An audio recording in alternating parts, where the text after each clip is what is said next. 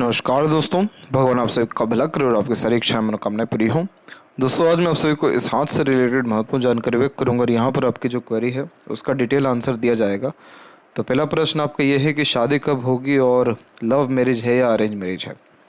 तो जुपिटर के ऊपर किसी भी तरह का प्रोमिनेंट साइन लव मैरिज का नहीं है, और जब भी आड़ी रेखा यहाँ पर होती है तो इस कंडीशन में माता पिता, गुरुजन या ईश्वर की कृपा दृष्टि से विवाह होने की संपूर्ण संभावनाएं होती है। यानी कहने का ये तात्पर्य है कि अपने पसंद से पार्टनर आने की संभावनाएं नहीं होती।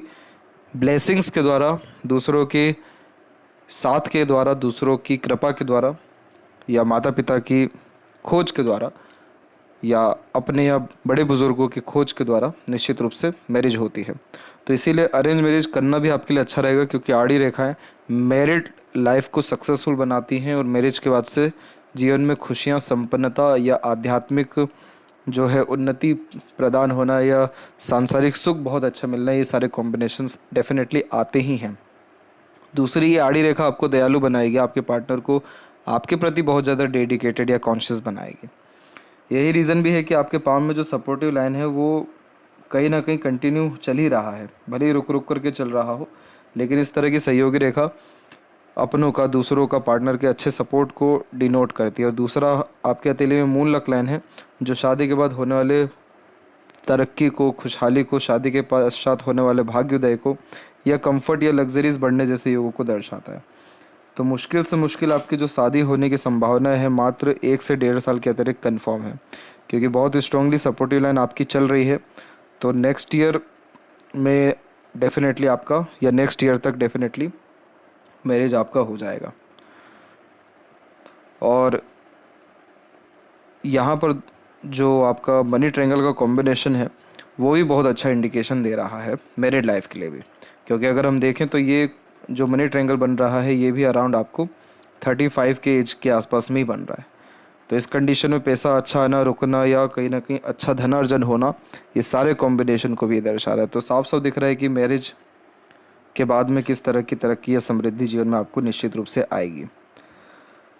इसके बाद गवर्नमेंट जॉब के चांसेस हैं या कि नहीं हैं। तो भाग्य में तो पहली बात कोई कमी है नहीं।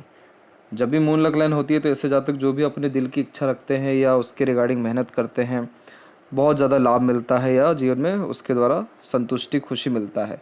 इस भाग्य रेखा में बहुत कोई कमी नहीं कहेंगे हम, लेकिन क्या होता है कि जब मून लक लाइन होती है तो जिस भी प्रकार की इच्छा है वो बहुत ज़्यादा स्ट्रॉन्ग होनी चाहिए। जैसे कि सजेस्ट हमेशा ये करते हैं कि आप अपने पैशन, हॉबी को फॉलो करिए, उससे आपको लाभ मिलेगा। क्यों ऐसा? क्योंकि उसमें मन बहुत ज़्यादा लगा रहता है, पैशन, हॉबी में या इंटरेस्ट में, किसी भी प्रकार के इंटरेस्टेड वर्क में। लेकिन गवर्नमेंट जॉब में मन लगाना पड़ता है उसकी स्टडीज़ के लिए या उसके प्रिपरेशन के लिए, और उतना धैर्य भी रखना पड़ता है।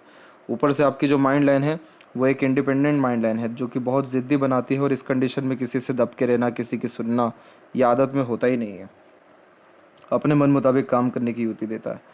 तो यहाँ पर कमी देखा जाए तो मेजरली है नहीं। ट्रायंगल का भी साइन है जो कहीं ना कहीं सरकार से डायरेक्टली इनडायरेक्टली लाभ दिलाता है, या जीवन में सुख सुविधाएं, मान सम्मान, ये सारी चीज़ों की जो स्थितियां हैं वो ठीक रहती है। लेकिन ये पर्वत दबा हुआ है, तो इस कंडीशन में अपने रिजल्ट देरी से देता है। इनफैक्ट कोई भी पर्वत जब दबते हैं तो वो अपने रिजल्ट पूरे नहीं दे पाते।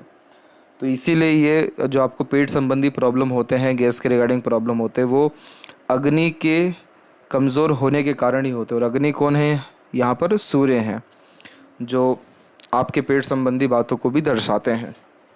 तो यहाँ पर गायत्री मंत्र का जाप करना और नाभि में तेल लगाना सरसों का, और सुबह जल्द उठ कर के योगा, प्राणायाम या फिर सूर्य नमस्कार करना, सूर्य को अर्घ देना, ये कोई भी आप काम करिए, इन सारी चीज़ों से स्थिति जो सूर्य ग्रह की है वो मजबूत होना शुरू होती है। और आपके जीवन में क्या होने लगेगा कि ये सारे काम करके आपका जो फोकस है, डेडिकेशन है, कंसंट्रेशन है, एम क्लैरिटी है, वो सारी चीज़ें बढ़ेगी, सुधरेगी।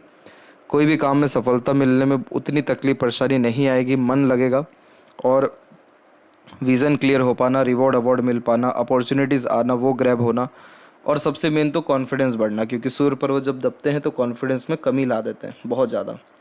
तो वो सारी चीज़ों में आपको सुधार इनिशियल लेवल पे शुरू जो है देखने को मिलेगा कपल ऑफ मंथ्स में, जब आप ये काम रेगुलर करेंगे। तो सन की रेमेडी में कोई बड़ी बात नहीं होती, सन रेमेडी बहुत ही ईजी रहती है।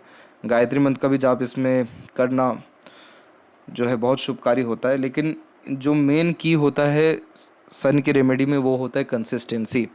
तो वो चीज़ अगर आप करते हैं तो पेट संबंधी तकलीफ़, परेशानी या सिर दर्द से लेकर के जितना भी आपको सूर्य से रिलेटेड प्रॉब्लम है, जैसे गवर्नमेंट जॉब का रिज़ल्ट नहीं आ पाना, समाज में मान प्रतिष्ठा ना हो पाना, पैसे की स्थितियों में देखा जाए तो बहुत ज़्यादा संपन्नता ना होना, पिता से किसी भी तरह से लाभ ना मिल पाना, या बड़े अधिकारियों से, पूर्वजों से लाभ नहीं मिल पाना, या जो योग्यता है उसका ही लाभ नहीं मिल पाना, तो वो सारी स्थितियों में आपको सुधार आना शुरू हो जाएगा।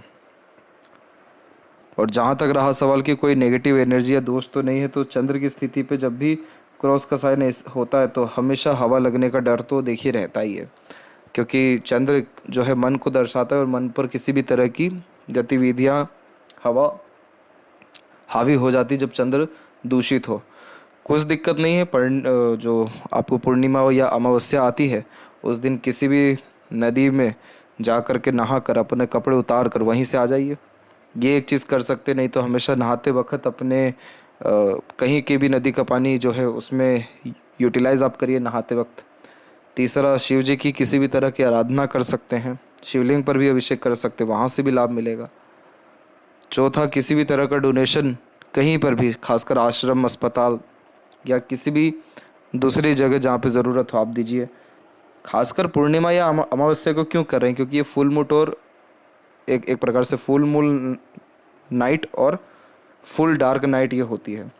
तो इस दिन जो चंद्र है वो तो भारी तो होते ही हैं, प्रबल उनके पास शक्तियाँ होती हैं, परंतु वो जो दिन है वो हमारे पितृ या पूर्वजों का भी होता है। तो किसी भी तरह की बाधा जो हमको इन केस अगर उनके द्वारा आ रही है, या वो दुखी है या कहीं और से भी आ रही है, तो वो सारी स्थिति ठीक होती है। तो नकारात्मक सोच ठीक होने लगता है, ख़त्म होता है, मन बेचैन होना ख़त्म हो जाता है, सपने इजुल फिजुल आने ख़त्म हो जाते हैं।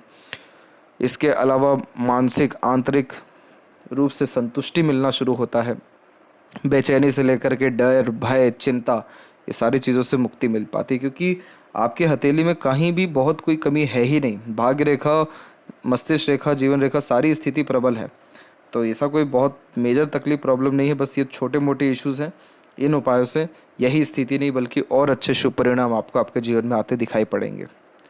और लेफ्ट हैंड में भी देखें तो माइंड लाइन इंडिपेंडेंट है, तो बचपन से खुद के दम पर काम करना, ज़्यादा पूछ करके काम नहीं करना, सुनना सबकी, करना मन की, और अपने खुद के काम से, इंडिपेंडेंट वर्क से ग्रोथ करने की योग्यता आपकी हथेली में ज़्यादा है। दिल के साफ रहेंगे, नो डाउट। कम्युनिकेशन थोड़ा दिक्कत देगा, एक समय पर एक से ज़्यादा काम करने से बचना चाहिए। फर्स्ट फिंगर की लाइन दोनों हथेली में अच्छी है, तो रिस्पॉन्सिबिलिटी टेकर होते हैं, बहुत कम उम्र से बड़ी जिम्मेदारियाँ लेते हैं। तो इस कंडीशन में किसी भी प्रकार की जिम्मेदारी वाला काम अच्छे से निभा पाने की युक्ति भी आपके हथेली में है। तो आशा करता हूँ आपके तकरीबन सभी प्रश्नों का उत्तर मिल गया हो। तब तक आप अपना ध्यान रखें। आपका बहुत बहुत धन्यवाद।